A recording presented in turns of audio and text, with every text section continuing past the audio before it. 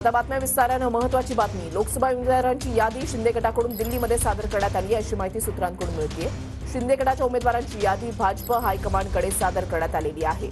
काल रात्री ही यादी दिल्लीला पाठवण्याची सूत्रांची माहिती आहे। शिंदे गटाच्या यादीमध्ये संभाव्य 13 उमेदवारांचा समावेश आहे अशी देखील माहिती सूत्रांकडून मिळते। भाजप हायकमांडसोबत चर्चा करून शिवसेनेची यादी ही निश्चित होणार अशी माहिती मिळते।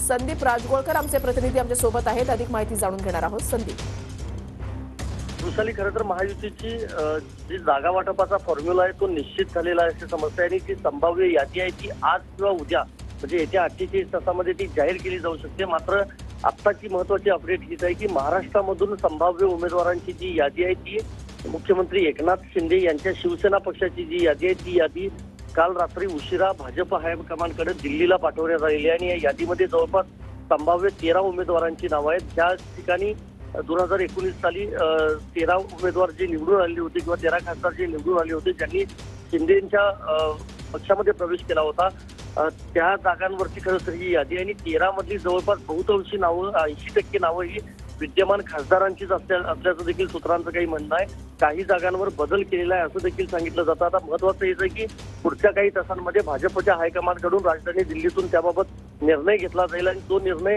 भाजपचे नेते असतील महाराष्ट्रातले किंवा मुख्यमंत्री एकनाथ शिंदे यांनी त्यांच्या शिवसेनेचे जे नेते आहेत त्यांना भाजप हायकमांडकडून याबाबतची माहिती सगळी सांगितली जाईल। त्यानंतर मग महायुतीची यादी जी आहे ती अधिकृतरित्या प्रसारमाध्यमांच्या द्वारे जाहीर केली जाईल।